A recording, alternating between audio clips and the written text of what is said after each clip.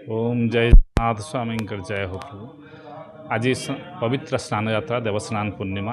आज सकाळु सूर्य पूजा आरंभ होती जय विजय द्वार पूजा बर्तमान महाप्रभु स्नान यात्रा है। महाप्रभु ये स्नान स्पेशल जलर बंदोबस्त होती जेटा अधिवास हो रही से जल महाप्रभु स्नान करेंगे। प्रति वर्ष यहाँ हूँ एक्चुअली आम स्नान यात्रा हूँ महाप्रभुଙ୍କର जन्म दिवस।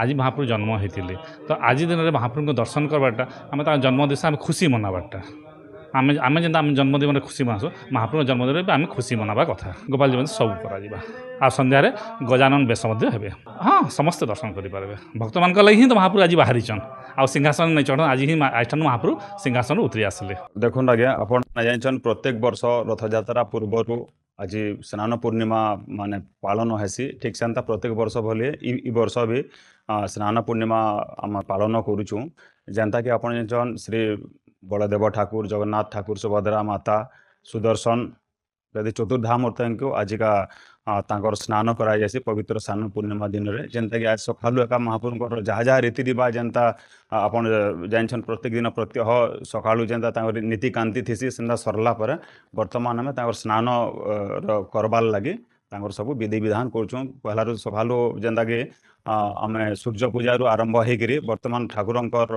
जेनता पूजा विधि होकर स्नान होबार आरंभ होगा। आज्ञा बिल्कुल स्नान यात्रा आमर स्नान रोटा दर्शन प्रत्येक भक्त के आसिक करबार कथा एटा गोटे बहुत पवित्र जिनसटे माने स्वयं भगवान माने जगन्नाथ बलभद्र सुभद्रा को आपण जान गोटे चलती भगवान बोले आम प्रत्येक मनीष जेनता करी ठीक सेंता भगवान भी सेंता नीति कांति होती अरे आज भाया स्नान पूर्णिमार पवित्र जिनस के समस्ते देखिक निज निजे उपभोग करबार कथा।